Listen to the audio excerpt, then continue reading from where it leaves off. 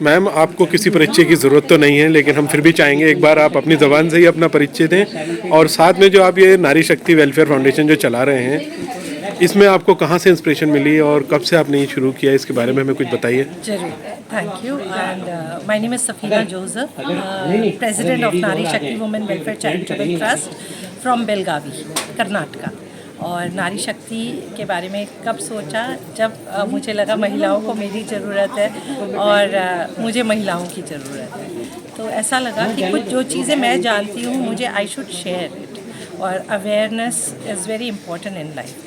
वो चीज़ें मैंने कई महिलाओं को अवेयरनेस करें, अगर ऊपर आ जाए तो नारी शक्ति का एक थोड़ा सा करा और एक टीम बनाई। मॉडल पेश करना चाह रहा हूँ कि नारी शक्ति इजी कैसे रह सकती है। वेलफेयर ऐसे ही कर सकते मैं चाहूंगा लेडीज अगर है तो महिलाओं की उन्नति तभी देश की उन्नति, अगर है तो महिलाओं की उन्नति और देश की उन्नति, क्योंकि महिला अगर आगे बढ़ेगी तभी गुप्ता जी देश आगे बढ़ सकता है। जी तो उस तरीके से a heart and healthy mother can have a healthy family. तो उसी तरीके से हमने नारी शक्ति शुरू किया। 30 मेंबर से आज 30,000 से प्लस है मेंबर्स ऑल ओवर। आज दिल्ली में हम ये कार्यक्रम, कई अवेयरनेस प्रोग्राम्स करते हैं हेल्थ से रिलेटेड। अब कैंसर सर्वाइवर्स के लिए उनको प्रोत्साहित करके कि उन्होंने इतना स्ट्रेंथ लिया और आज वो सर्वाइव कर रहे हैं, वही इंफॉर्मेशन और वही अवेयरनेस हम औरों को भी देना चाहते हैं। जी, थैंक यू मैम।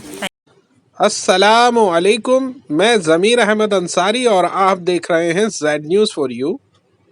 अर्ज़ यह है कि आपने अपने channel Z news for you को अभी तक सब्सक्राइब नहीं किया है तो सब्सक्राइब करें और साथ में दिए हुए बेल आइकन को भी दबाएं, जिससे हमारी आने वाली सभी वीडियोस के नोटिफिकेशन सबसे पहले आपको मिल सकें। सर, नारी शक्ति वेलफेयर चैरिटेबल ट्रस्ट के बारे में क्या कहना चाहोगे? मुझे लगता है आज के समय में जो टॉपिक नारी शक्ति ने पकड़ा है, इसकी बहुत ज़रूरत है, वो है कैंसर। इसकी अवेयरनेस खास करके महिलाओं में और उन लोगों में जो तंबाकू का सेवन करते हैं बहुत ज़रूरी है। लोग लापरवाही कर जाते हैं, फिर वो स्टेज बढ़ती चली जाती है और लास्ट स्टेज आती है और फिर उसका कोई इलाज नहीं बचता है। तो इसकी अवेयरनेस के लिए जो आज कार्यक्रम किया गया है, काबिल तारीफ़ है। ऐसे कार्यक्रम, ऐसी डिबेट्स होती रहनी चाहिए ताकि लोगों के अंदर ये बात बार बार कहने से लोगों को पता लगेगा। पहले से बहुत फ़र्क आया है, वैसे स्मोकिंग में लोग पीछे हुए हैं, लेकिन आज भी चोरी छिपे से हुक्का बार वगैरह भी चल रहे हैं। तो मैं समझता लोगों को ध्यान देना चाहिए अपनी सेहत पर। कैंसर आज 100% उसका इलाज है, लेकिन समय पे पकड़ा गया। अच्छा काम है सर। जैसे ही माना जाता है कि तंबाकू सबसे ज़्यादा इफेक्ट करता है कैंसर के लिए, तो हम सिर्फ अवेयरनेस पब्लिक के लिए फैला रहे हैं, गवर्नमेंट के लिए अवेयरनेस क्यों नहीं फैला रहे हैं? गवर्नमेंट क्यों नहीं बैन करती इन चीज़ों को? सच बात तो है कि जो सड़कों पे सिगरेट कोई नहीं पी सकता सार्वजनिक स्तर पर, गवर्नमेंट ने क्यों किया? हमने दोनों किया। ये एक अच्छा प्रयास है, इसकी शुरुआत की है। और अभी इन्होंने जो तंबाकू की एडवर्टाइजमेंट बोर्डों में होती है उस पर ही बैन लगा दिया। मुझे लगता है जब तक हम नहीं सुधरेंगे, जनता नहीं सुधरेगी, तो सरकार उसमें क्या करेगी? हमने सोच लिया छुप के शराब पीने, जिस स्टेट में भी शराब बंद होती है लोग कच्ची शराब पी लेते हैं, मरते हैं जहरीली शराब पी के। तो इसी प्रकार तंबाकू का सेवन के बारे में लोगों को अवेयर करना चाहिए कि आप इसे मत चबाओ। ये हुक्का बार है, ये कोई सड़क वाले नहीं पी रहे हैं, ये बेचारे रिक्शे वाले नहीं पी रहे हैं, ये बड़े बड़े रईस लोग अपने घरों में हुक्का बार लगाते हैं, अपनी शादियों में लगाते हैं, जन्मदिन में लगाते हैं, छत पे लगाते हैं, बेसमेंट में लगाते हैं, छुप के पीते हैं। तो उनको कैसे समझाया जा सकेगा? ऐसी डिबेट करके एक अच्छा प्रयास है, मैं बधाई देता हूँ। बहुत बहुत धन्यवाद।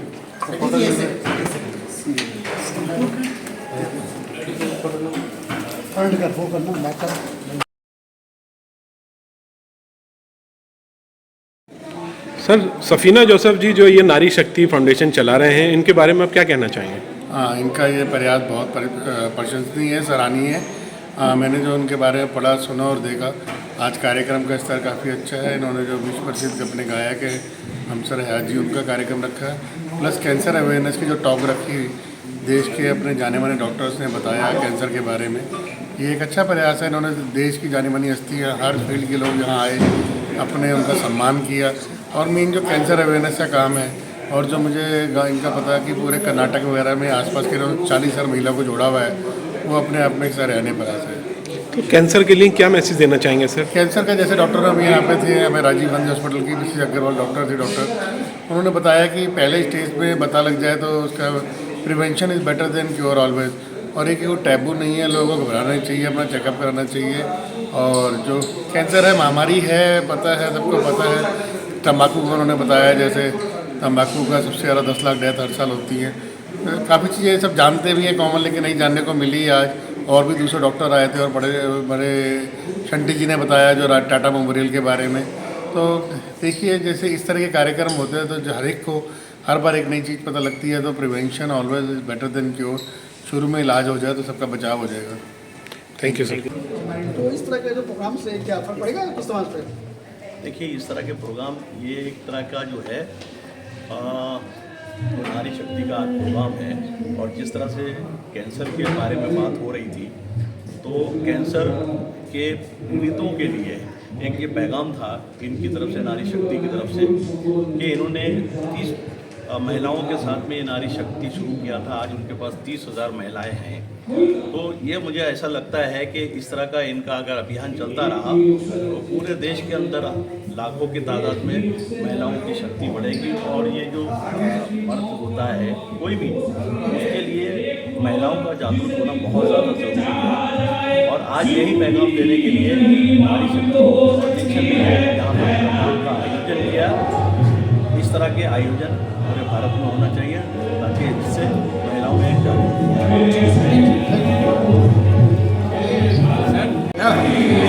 जश्न शाम और साथ में ये जो अवेयरनेस थी, कैंसर अवेयरनेस, वो एकदम सेमिनार की तरह था। और जश्न शाम तो फिर इसके तो क्या ही कहने हैं।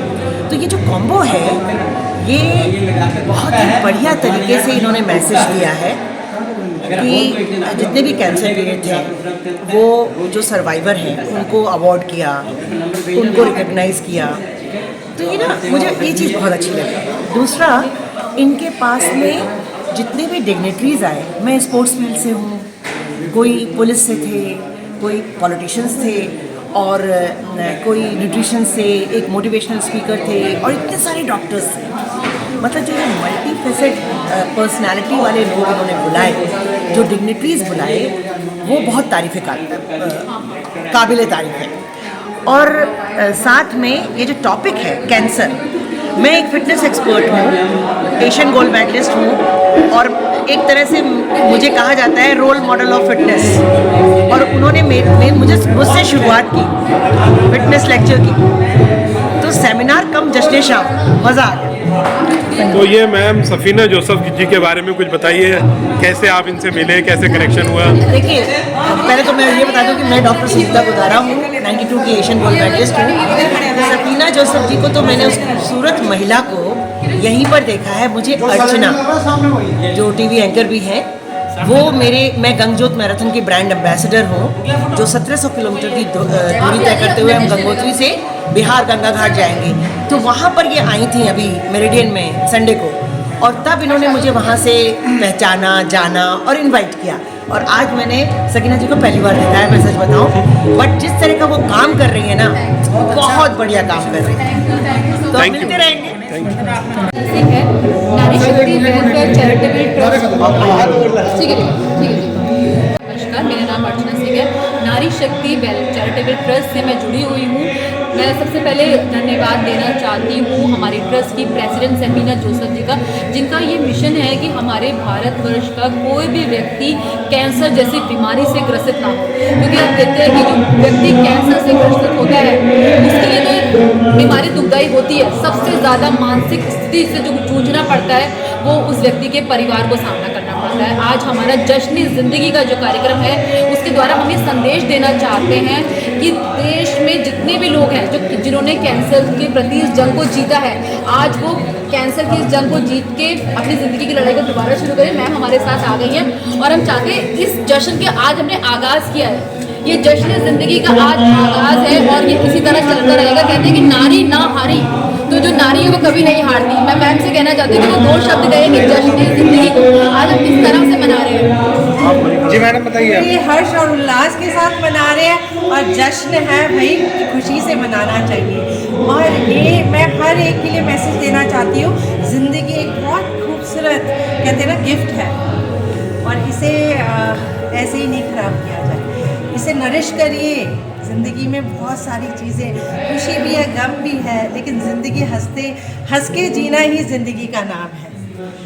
मैडम आप बस मैं जोसेफ मैम के लिए मैं यही बोलना चाहती हूँ, वो किसी भी एनजीओ को अपना कॉम्पिटिटर नहीं मानती। उनका कहना है कि सब तो देश हित समाज हित के लिए कार्य कर रहे हैं, तो क्यों ना हाथ में हाथ लेके आज हम सब लोग ये प्रण लेते हैं कि हम हाथ में हाथ लेके इसी तरह एक साथ काम करेंगे समाज सेवा में, देश के लिए, देश की उन्नति और विकास के लिए। 1 और 1 11 होते हैं। 11 होते हैं। मैम, आप अपना इंट्रोडक्शन दे दीजिए प्लीज़। मेरा परिचय अगर मैं देना चाहूँ अपना परिचय, तो मेरा नाम सीमा है और समाज से जुड़ी हूँ, तो सामाजिक कार्यकर्ता हूँ, कवियत्री हूँ, जो मन में आता है उसको कागज़ पे उकेर देती हूँ। जैसा कि आज देखा जा रहा है, एक अवेयरनेस प्रोग्राम नारी शक्ति की जो फाउंडर हैं सफीना जोसेफ जी, उन्होंने ये प्रोग्राम ऑर्गेनाइज़ किया है कैंसर की अवेयरनेस के लिए। तो आप क्या संदेश देना चाहेंगे कैंसर के अवेयरनेस के लिए? सबसे पहले तो मैं उनको बहुत बहुत धन्यवाद देना चाहूँगी, आभार व्यक्त करना चाहूँगी कि उन्होंने इस जो बीमारी एक हवा जैसी बन गई है, जो हमारे देश में ख़ास तौर से बहुत ज़्यादा तेज़ी से फैल रही है, उसके लिए इतना सुंदर अवेयरनेस प्रोग्राम कंडक्ट किया और ऐसे लोगों को बुलाया, पैनल को बुलाया, डॉक्टर्स को बुलाया, ऐसे समाज सेवियों को बुलाया जो इसमें काम कर रहे हैं। तो उनकी टीम को, नारी शक्ति को और जोसेफ जी को बहुत बहुत दिल की गहराइयों से मैं धन्यवाद देती हूँ। मुझे यहाँ पर आमंत्रित करने के लिए अर्चना सिंह का मैं बहुत बहुत धन्यवाद देती हूँ कि उन्होंने मुझे एक मंच दिया और मुझे अपनी बात कहने का मौका दिया। और इस तरीके के प्रोग्राम होने चाहिए, क्योंकि कैंसर एक ऐसी बीमारी है कि अभी यहाँ पर बहुत डॉक्टर्स ने भी बोला, कारण निवारण सारा ही बोला कि इसका कारण क्या है, स्ट्रेस है या हमारी जीवन शैली ऐसी है, हमारा खान पान ऐसा है। तो जब तक हम लोग आपस में बात नहीं करेंगे तब तक किसी चीज़ का हल नहीं निकलेगा, क्योंकि इसका जो उपचार है वही बचाव है। बचाव जब हम बात करेंगे, हम दूसरे को बताएंगे कि मेरे ये प्रॉब्लम थी तो मुझे ये हुआ। अगर हम इसको छिपाएंगे तो ना जाने कितने और गड्ढे में गिरेंगे, कितनों को और इस तकलीफ से निकलना पड़ेगा। लेकिन अगर जब हम बात करेंगे तो हमारे पास से कुछ ना कुछ मैसेज निकलेगा, कुछ ना कुछ प्रिकॉशन निकलेगा, तो जिसको वो दूसरा एक्सेप्ट करेगा, ना जाने कितने लोग इससे बच भी सकते हैं। तो awareness is very important. Thank you ma'am. Sir, आप अपना इंट्रोडक्शन दे दीजिए पहले। सोहेल हिंदुस्तानी। सर, आज जो ये फंक्शन हो रहा है नारी शक्ति की तरफ से, तो इसके बारे में आप क्या कहना चाहेंगे? नारी शक्ति का प्रोग्राम नारी की शक्ति को जगाने का काम और उसके अवेयरनेस का काम है। और जो ये कार्यक्रम हो रहा है कैंसर के ऊपर, जो भारत में कैंसर होता है खास करके नारियों का, इसके बारे में काम कर रही है नारी शक्ति। तो इसके लिए जागरूकता होना बहुत ज़रूरी है। ये हिंदुस्तान के कोने कोने में होना चाहिए। और इसके साथ एक कव्वाली का प्रोग्राम भी रखा है अफसर आयात जी, उसके साथ कल्चर प्रोग्राम भी है। उससे क्या आदमी के लिए अवेयरनेस आती है, तो ये बहुत ज़रूरी है, अच्छा प्रोग्राम है। और बघेल जी आए थे, मंत्री जिन्होंने मोदी सरकार की जो स्कीमें शिक्षा के बारे में, मेडिकल के बारे में, जन धन योजना के बारे में, सारी योजनाओं के बारे में बता, वो भी प्रचार हो जाता है, लोगों को अवेयरनेस मिल जाती है, जानकारी मिल जाती है। ये बहुत बढ़िया कार्यक्रम है। जय हिंद। शुक्रिया जी, बोलिए। मैं RK गुलाटी, 71 साल, प्यार से लोग मुझे डॉक्टर हैप्पीनेस गुलाटी बुलाते हैं। आज मैं खड़ा हूँ नारी शक्ति अवार्ड में। नारी शक्ति के लिए मैं कहना चाहता हूँ, मेरी पोती नाती और मेरी दादी और नानी, तो आप हिसाब लाजिए सारी नारी शक्ति आ गई। और अगर हमारे घर में हमारी नारी शक्ति हैप्पीनेस के साथ खुश है तो हम देश भी स्वस्थ, फैमिली भी स्वस्थ और सारा संसार स्वस्थ है। मेरी एक सेवा है कि आप रोज एक YouTube चैनल मैंने बनाया हैप्पीनेस गुलाटी पर नारी शक्ति के लिए, आप 2 मिनट देखिए और स्वस्थ हो जाइए। दूसरा मैं कहना चाहूँगा, जो यहाँ म्यूज़िक प्रोग्राम चल रहा है, तो ये क्या है, ये हमारे बीच में किरण है, ये सिंगर हैं और ये म्यूज़िक इवेंट करती हैं। मेरा कहना है 2 तरह के भोजन है। एक भोजन है जो हमारे गाना गाते हैं कान में आता है, हमारे ब्रेन में जाता है, वो हमारे हैप्पीनेस सेल को एक्टिवेट करता है। जब हम एक्टिवेट सेल को अंदर ले जाते हैं और डांस करते हैं तो हमारी बॉडी स्वस्थ होने लगती है। और दूसरी चीज़ खाना है। खाना हम दर्शन आश्रम में निःशुल्क सेवा देते हैं, कैसे खाना है। अगर आपने 2 ही चीज़ें अपनी टैकल कर ली, खाना और हैप्पीनेस के साथ सोचना, सिर्फ दर्शन आश्रम और हैप्पीनेस YouTube में जाके। और लास्ट में मैं इतना ही कहना चाहूँगा, आपकी हंसी भी बची रहेगी, आपकी मस्ती भी बची रहेगी। देखिए YouTube channel Happiness Gulati and Darshan Ashram, और मोबाइल से ही स्वस्थ रहिए। शुक्रिया। इस कार्यक्रम में जो डेडिकेटेड है कैंसर सर्वाइवल का, जो सर्वाइव कर रहे हैं हमारे मरीज, मैं MOS health and family welfare होने के नाते मैं ट्रस्ट का धन्यवाद देना चाहूँगा कि हमारे कैंसर पीड़ित भाई बहनों के लिए उन्होंने शाम, वो भी सुरमई शाम में, हालांकि मुझे माफ़ करना, गज़ल, शेर, बहर, काफिया, मतला, मक्का, वदीर और मिसरा। सुभान अल्लाह, सुभान अल्लाह। की बात है कि मुझे सब नहीं पता, लेकिन इतना पता है कि पहली कव्वाली जो आप गाने जा रहे थे वो मेरी लोकसभा से शुरू हुई। अमीर खुसरो साहब, हजरत अमीर खुसरो साहब पटियाली के थे और मैं अभी एटा से ही आ रहा हूँ। ये गलत सोचना है कि मैं आगरा से आ रहा हूँ। आगरा से एटा गया, एटा से हाथरस और हाथरस से मैं रायबा होते हुए अभी यहाँ आया हूँ। और जो गुरु जी का फोटो लगी है, आज सोमवार है तो मैंने कहा कि वहाँ भी जाऊँ, तो 9 बजे बंद हो जाता है मंदिर जय गुरु जी का। मेरे विशेष आग्रह पे खिड़की खुली रहेगी, लेकिन उन्होंने कहा कि 10 बजे के बाद नहीं खुलेगी वो, चाहे आप मंत्री हो या VIP हो। तो मैंने कहा था 7-8 मिनट। आपको लग रहा होगा कि एक VIP की तरह, आंधी की तरह, एक तूफान की तरह। मैं सुबह 8 बजे का निकला हुआ और 2 बजे वापस आऊँगा।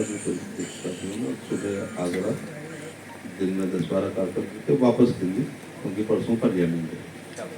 नहीं तो मैं आपके फिर एक बार रिपीट कर दूँ, गज़ल, शेर, मतला, मुक्ता, वदीर, काफिया, मिसरा, ये सब मैं सुनते जाता। फिर भी गज़ल हुआ है कि मैं गज़ल कह के तन्हा खड़ा रहा, लोग अपने अपने चाहने वालों में खो गए। जो है साफ के लफ्ज़ सुना सको तो, लेकिन ये पहले ये हिंदुस्तान की पहली खुसरो साहब ने लिखी है। उन्होंने कहा था कि मुझे फारसी तोते की जगह हिंदी तोता करना पसंद है। ठीक है ना, कम लोगों को पता है कि ये प्रेमी प्रेमिका के लिए नहीं है। जो हजरत निजामुद्दीन औलिया साहब की खिदमत में या उनकी इज्जत में अमीर खुसरो साहब ने लिखा था कि लाली लिपस्टिक सब छूट गई है, शाप तिलक माने लाली लिपस्टिक, ये सब छूट गई है जब से तुझसे रहना मिला। तो मुझे लगता है कि इसमें जीवन की फिलॉसफी भी बहुत है। ये मेरा विषय नहीं है, ये आपका विषय है। आप कैंसर पीड़ित के लिए कहना जो काम कर रहे हैं, तो मैं केवल इतना कहना चाहूँगा कि आज़ादी के बाद अगर 76 साल में कोई मेरे से पूछे इन 16-17 प्रधानमंत्रियों ने बहुत काम किया है, नंबर 1 आप किसको दोगे? नहीं, मैं प्रधानमंत्री योजना के लिए, तो मैं इस डिपार्टमेंट का हूँ इसलिए नहीं कह रहा हूँ। जब मैं लॉ एंड जस्टिस का मिनिस्टर था तब भी मैं कहता था कि प्रधानमंत्री जन आरोग्य योजना का आयुष्मान कार्ड योजना आज़ादी के बाद की नंबर 1 योजना है, क्योंकि इसमें 5 लाख प्रति व्यक्ति प्रति साल पूरे खानदान का इलाज इंडिपेंडेंट हॉस्पिटल में होता है, जिसमें मेदांता भी शामिल है, रिम्स भी शामिल है, PGI भी शामिल है, गंगाराम भी शामिल है और पंत भी शामिल है, सफदरजंग भी शामिल है, सभी फोर्टीज, मैक्सिस, सभी अपोलो उसमें सभी शामिल हैं। बस यह है, आप अपने अधीनस्थों का मैं यहाँ आने तक 29 करोड़ आयुष्मान कार्ड बन चुके हैं। 6 करोड़ लोग विभिन्न अस्पतालों में भर्ती होकर के अपना इलाज करा चुके हैं। 72,000, अच्छा ये दिल्ली आ गया, मेरे को 72 मैं अपनी कॉन्फिडेंसी कर रहा हूँ। 72,000 रुपीज़ हम निर्गत कर चुके हैं और 27,000 हॉस्पिटल को इंडिपेंडेंट किया है, जिसमें 12,000 प्राइवेट किए। तो इसका एक आंकड़ा मुझे अच्छा लगता है, 6 करोड़ लोग इलाज करा चुके हैं। और हम ये देश गांव का है, किसानों का है, देहात का है, खेत खलियान से इसकी खुशहाली का रास्ता जाता है। तो 80 करोड़ लोग 5 किलो गेहूँ चावल निःशुल्क खा रहे हैं। तो कहना चाहूँगा भैया, ये इंडिया इस्लामिक सेंटर में आने वाले लोग और ये बगल में भी 2-3 और हैं, इंडिया क्या है इंटरनेशनल। एक तीसरा और बोल तो हाँ, जहाँ शहर की लीड आती है, पराठेदार अंग्रेजी बोलती है, ये देश नहीं है, देश मुस्लिम जोन नहीं है। इस देश में दिल्ली में ही मलिन बस्तियाँ भी हैं, इसमें संगम विहार भी है, इतना इसमें बुराड़ी कराड़ी भी है। तो मैं कहना चाहूँगा, तो वो फिर मोहल्ला क्लिनिक की वजह से वोट दे रहे हैं ना, शिक्षा बिजली पानी किसी को दे रहे हैं। तो मैं यही कहना चाहूँगा कि देश ये नहीं, यहाँ से माफ़ करना, इन 3-4 सेंटर से राय मत बनाओ की कंट्री है। 80 करोड़ 5 लोग यही चावल लेते हैं, मात्र 12,000 का। देख रहा हूँ कोई जल्दी का पर्स दिख जाए। 12,000 का शौचालय हम लोग बना रहे हैं। 4.5 करोड़ लोगों ने आवेदन किया है, 20-25 हज़ार मेरे घर दिया है। मात्र 1.5 करोड़ का 1.5 लाख का प्रधानमंत्री ग्रामीण आवास देते हैं, लोग शहर से लेते हैं और शहर से लेते हैं।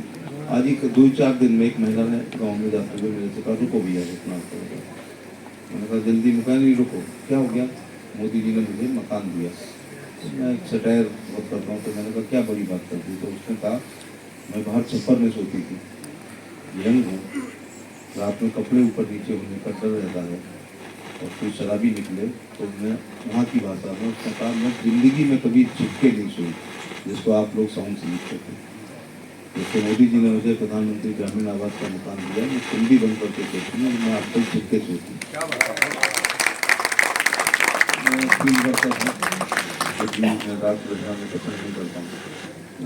शुरू के 4 कार्यकाल में 23 रात होते हैं, तो प्रशंसा नहीं करता हूँ, मुझे मजा आता है गाँव में जाने में।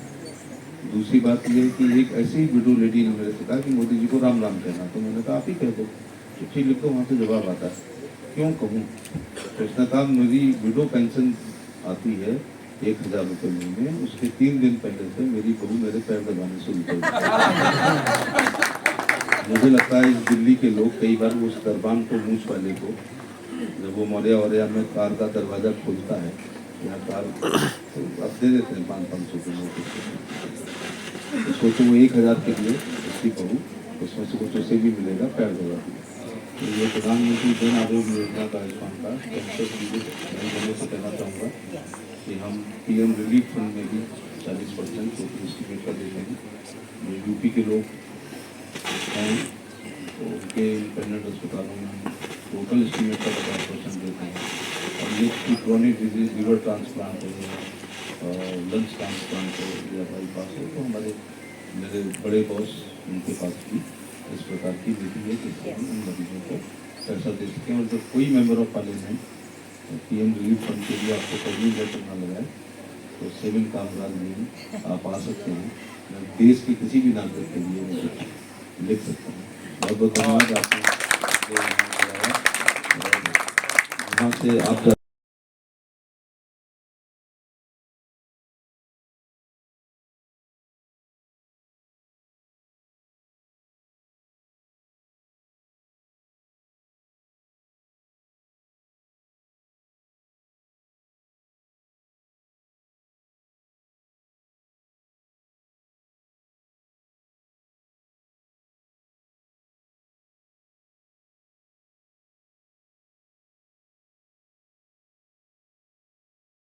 ही ज़्यादा सोशल वर्क के काम में निरंतर प्रयासरत रहती हैं। आप समाज सेवा के काम में हमेशा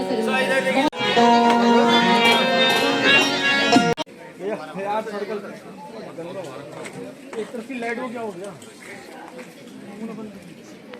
सर थोड़ा सा आप आ गया, मैं आ गया तो हम सर आप थोड़ा सा आ गया। Thank you. वेट, रुकिएगा 1 मिनट। Okay, thank you.